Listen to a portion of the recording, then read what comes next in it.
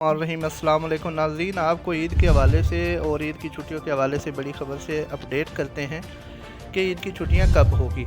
जबकि महकमा मौसमियात ने ईद के चांद की पेशगोई करते हुए बताया कि ईद उल अज़हा 29 जून बरोज़ जुमेरात को होने का कवी इम्कान है। जबकि महकमा मौसमियात के मुताबिक ज़िलहज का चांद देखने के लिए मुल्क के बेशतर हिस्सों में उस दिन मौसम अबर आलूद भी होगा और उसके अलावा चांद नज़र आने का दौरानिया ग़रूब आफ्ताब के बाद 80 मिनट तक है। जबकि चांद दिखाई देने के लिए उसकी उम्र 19 घंटे होना ज़रूरी है।